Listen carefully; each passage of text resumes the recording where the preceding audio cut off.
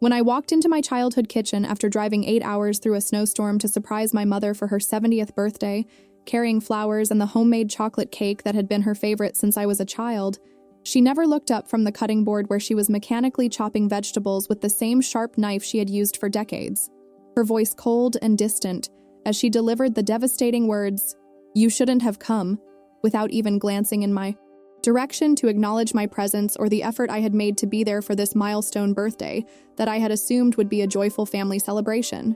The kitchen looked exactly as it had throughout my childhood, with the same yellow wallpaper adorned with tiny daisies, the same ceramic cookie jar shaped like a rooster that had held treats for special occasions, and the same wooden table where our family had shared thousands of meals and conversations that had shaped my understanding of love, family, and belonging in ways that made this cold reception feel like a betrayal of everything I thought I knew about our relationship and my place in my mother's heart. The sound of the knife hitting the cutting board with rhythmic precision created an ominous soundtrack to what should have been a moment of reunion and celebration, but instead felt like a deliberate attempt to avoid the emotional connection that I had traveled so far to reestablish after months of strained phone calls and carefully worded text messages that had left me wondering what I had done to deserve the growing distance between us. What I discovered during that painful conversation in the kitchen where I had learned to cook, laughed at my mother's stories, and felt safe and loved throughout my formative years would reveal family secrets that had been hidden for decades and force me to confront truths about my identity and our family's history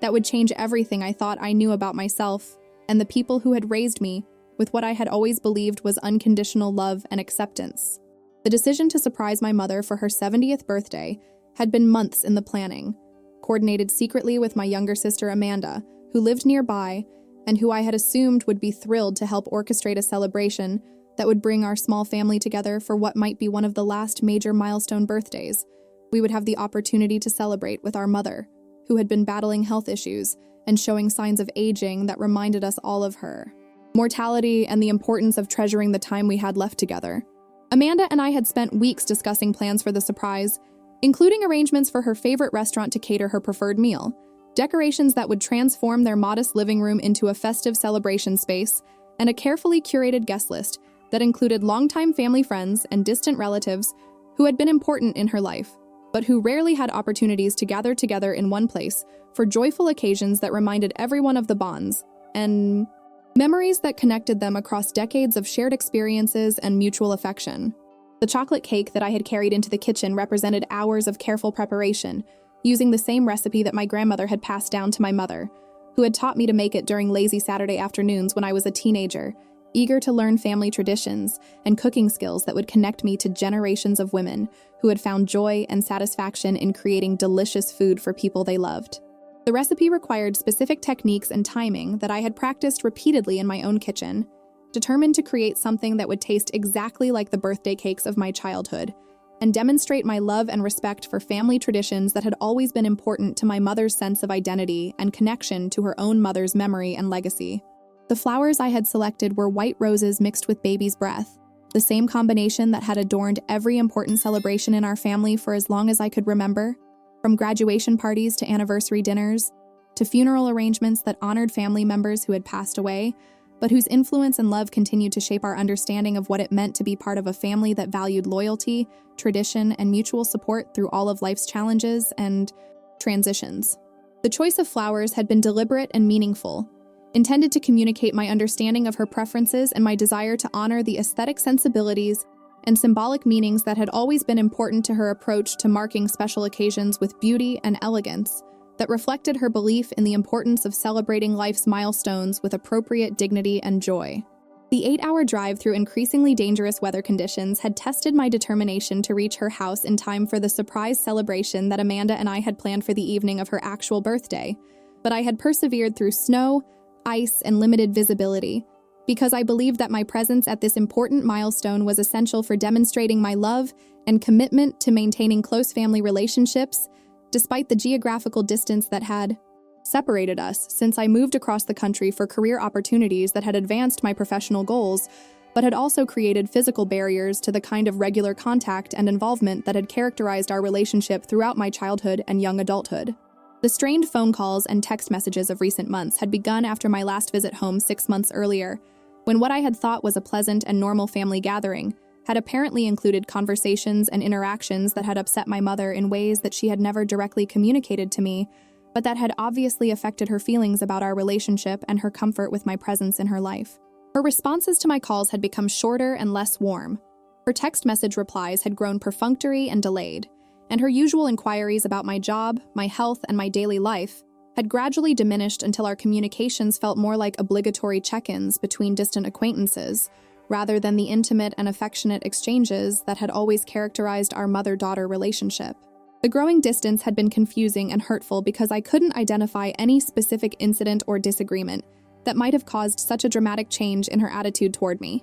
leaving me to wonder whether I had inadvertently said or done something offensive during my last visit, whether she was struggling with health issues that were affecting her mood and social connections, or whether some external influence was poisoning her feelings about our relationship in ways that I couldn't understand or address without more information about the source of her obvious displeasure and emotional withdrawal from our previously close bond. Amanda's involvement in planning the surprise birthday celebration had seemed like evidence that family relationships remained normal and healthy, and her enthusiasm for coordinating the event had given me hope that whatever issues had been affecting my mother's attitude toward me might be resolved through a joyful family gathering that reminded everyone of the love and connection that had always been the foundation of our family dynamics and shared identity. My sister's willingness to help with the planning and her apparent excitement about the surprise had suggested that I was not being excluded from family events or relationships in any systematic way, and that my mother's recent coldness might be temporary or based on misunderstandings that could be cleared up through direct conversation and quality time spent together.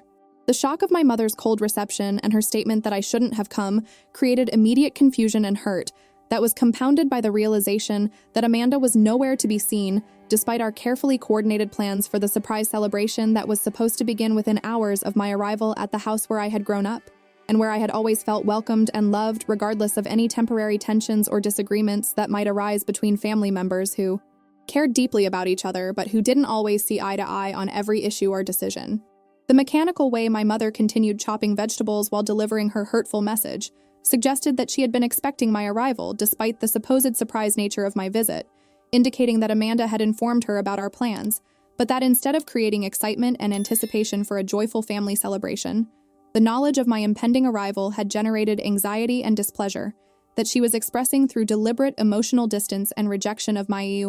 attempts to reconnect and demonstrate my love through the effort I had made to be present for her important birthday milestone. The familiar kitchen environment that should have been comforting and welcoming instead felt hostile and alien as I stood holding flowers and cake while my mother refused to acknowledge my presence or engage with me in the warm and affectionate manner that had always characterized our interactions in this space where so many important family conversations and bonding moments had occurred throughout my childhood and adolescence. The yellow wallpaper with its cheerful daisy pattern seemed to mock the coldness of the moment, while the ceramic rooster cookie jar and wooden table that held so many happy memories felt like artifacts from a different family's history, rather than reminders of the love and connection that I had thought would always exist between my mother and me, regardless of any temporary difficulties or misunderstandings. The confrontation that followed my mother's initial rejection was one of the most painful conversations of my adult life, as I struggled to understand what I had done to deserve such cold treatment, and what had changed in our relationship to create such obvious hostility and disappointment in someone who had always been my strongest supporter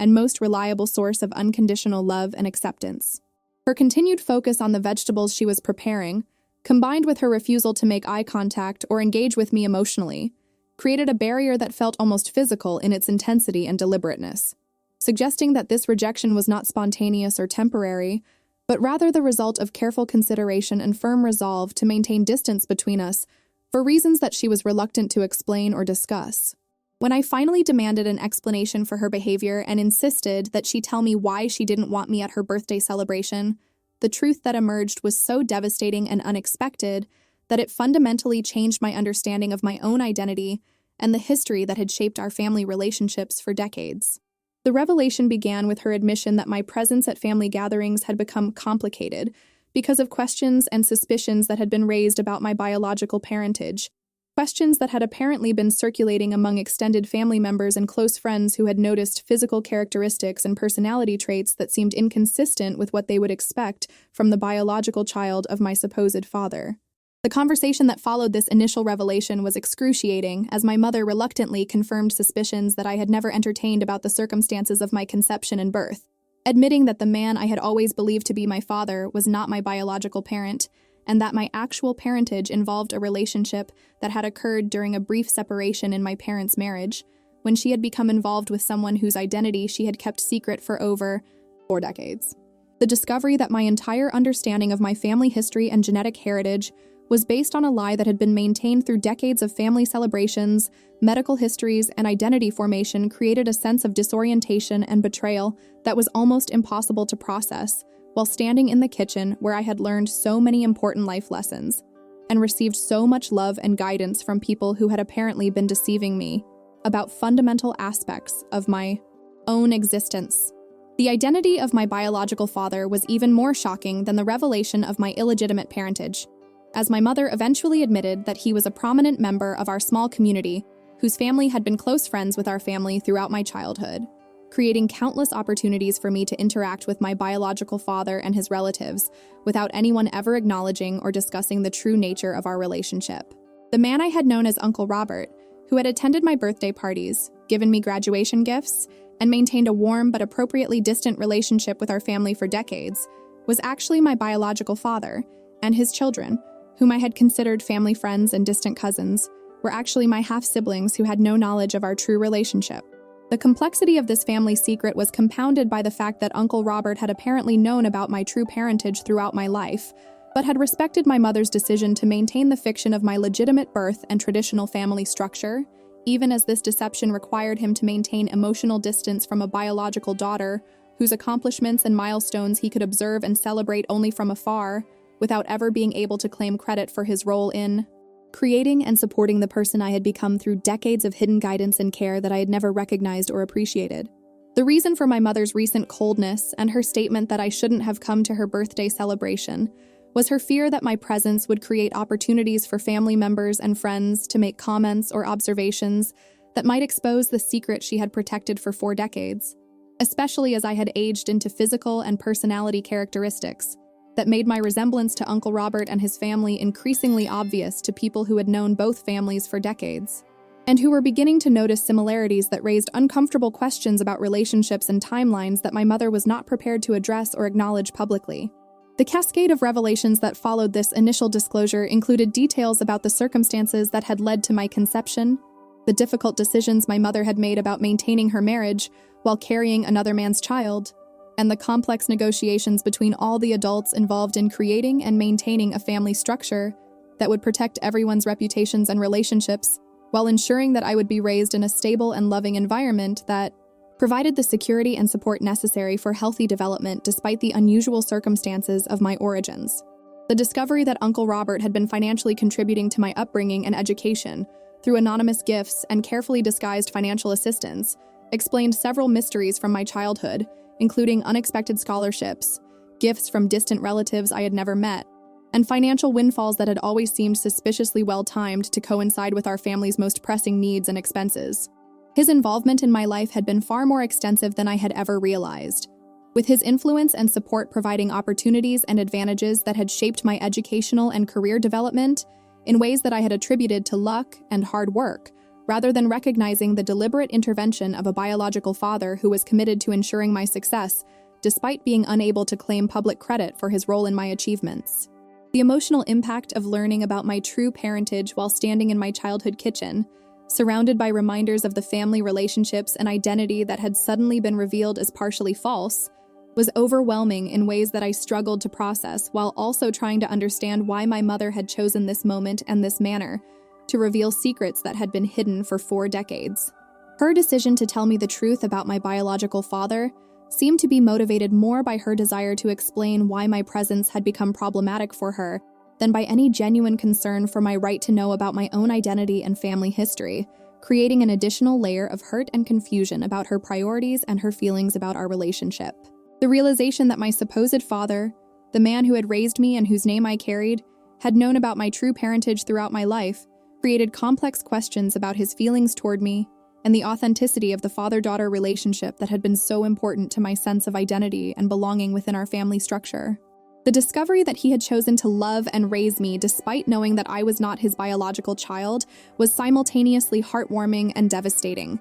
as it meant that his love for me was genuine and unconditional, while also revealing that our entire relationship had been based on a fundamental deception that had shaped every interaction and milestone we had shared throughout my life. The broader implications of this revelation extended far beyond my immediate family relationships, to include questions about medical history, genetic predispositions, and family heritage that had been based on incomplete and inaccurate information for decades, potentially affecting important health and life decisions that I had made based on what I had believed to be reliable family medical history and genetic background. The discovery that half of my genetic heritage came from a completely different family line meant that medical conditions, personality traits, and physical characteristics that I had attributed to one side of my family actually originated from genetic contributions that had been hidden and unacknowledged throughout my life. The impact on my relationship with Uncle Robert and his family was immediate and complicated, as I suddenly understood that his warmth and interest in my life had been motivated by biological connection,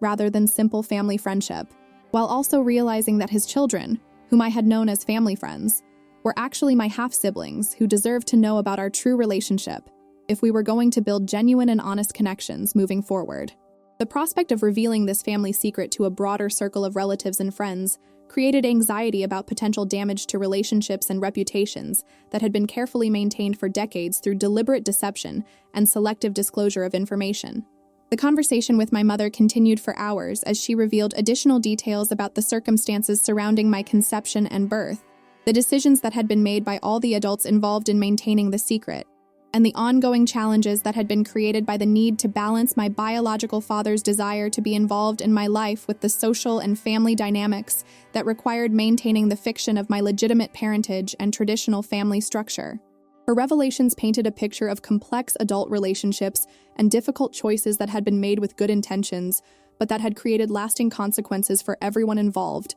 including me as the child whose identity and family relationships had been shaped by decisions made before my birth. The discovery that several extended family members had suspected or known about my true parentage throughout my life explained some of the subtle dynamics and conversations that I had never fully understood, including comments about my resemblance to Uncle Robert's family and observations about personality traits and interests that seemed to connect me more closely to his genetic line than to my supposed father's heritage. The realization that some family members had been keeping this secret while others remained unaware created complex questions about loyalty, honesty, and the appropriate boundaries between adults' desire for privacy and children's right to know about their own identity and family history. The immediate decision of whether to continue with the planned birthday celebration or to leave immediately and process this information privately became complicated by my mother's obvious anxiety about maintaining the secret and her concern that my presence at a family gathering would create opportunities for people to make comments or observations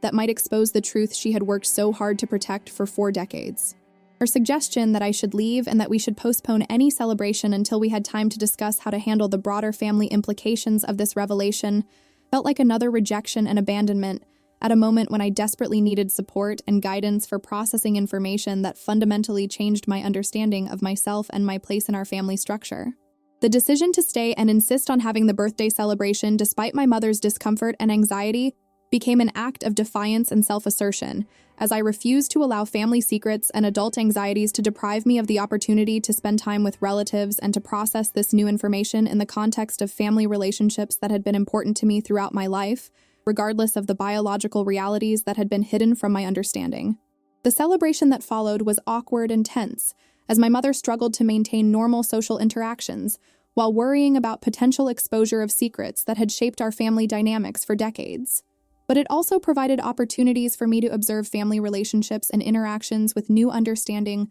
of the hidden connections and motivations that had influenced behavior and conversations throughout my life. The long-term impact of learning about my true parentage during what was supposed to be a joyful birthday celebration was profound and lasting, fundamentally changing my understanding of family relationships, identity, and the complex choices that adults make to protect children and maintain social stability, even when those choices involve deception and secrecy that ultimately affect the children they are trying to protect. The experience taught me important lessons about the difference between biological and chosen family relationships, the complexity of love and loyalty in situations involving multiple competing interests and obligations, and the importance of honesty and transparency in building authentic relationships that can withstand the challenges and revelations that life inevitably brings. Today, several years after that devastating conversation in my childhood kitchen, my relationships with all the family members involved in this long-kept secret have evolved and deepened as we have worked together to build connections based on truth and mutual understanding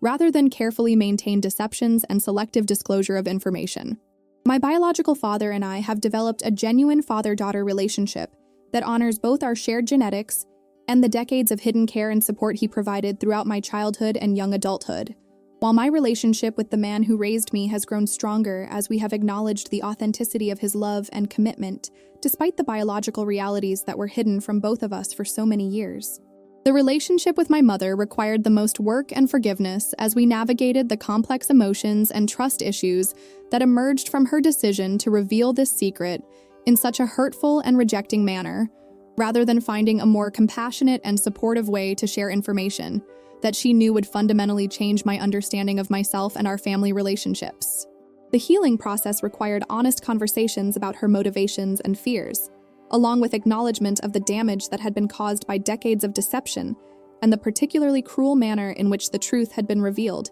during what should have been a celebration of family love and connection. Looking back on the moment when my mother said, "You shouldn't have come," while chopping vegetables without looking at me, I realized that her words were motivated by fear and anxiety about protecting secrets that had become increasingly difficult to maintain, rather than by any genuine lack of love or desire for my presence in her life. The revelation of my true parentage, while devastating in its timing and delivery, ultimately led to more authentic and honest family relationships that are based on truth and mutual understanding, rather than carefully constructed deceptions that required constant vigilance and selective disclosure to maintain. The experience taught me that family relationships are complex and often imperfect, shaped by adult decisions and circumstances that children cannot understand or control, but that love and connection can survive even the most shocking revelations and painful betrayals when people are committed to working through difficult emotions and building relationships based on honesty, forgiveness, and mutual respect. Sometimes the most devastating family secrets, when finally revealed, create opportunities for deeper understanding and more authentic connections that are stronger and more meaningful than relationships based on partial truths and carefully maintained deceptions. Was my mother wrong to reveal this secret in such a cold and rejecting manner during what should have been a joyful family celebration? Should she have found a more compassionate way to share this information? Or should the secret have been maintained to protect the family dynamics that had been built around the deception? Would you have insisted on staying for the birthday celebration, despite the obvious discomfort and anxiety it created? Or would you have left to process this information privately before attempting to rebuild family relationships based on truth rather than deception? Sometimes the most important family conversations happen in the most unexpected and painful circumstances, forcing us to confront truths that change everything we thought we knew about ourselves and the people who shaped our understanding of love, identity, and belonging.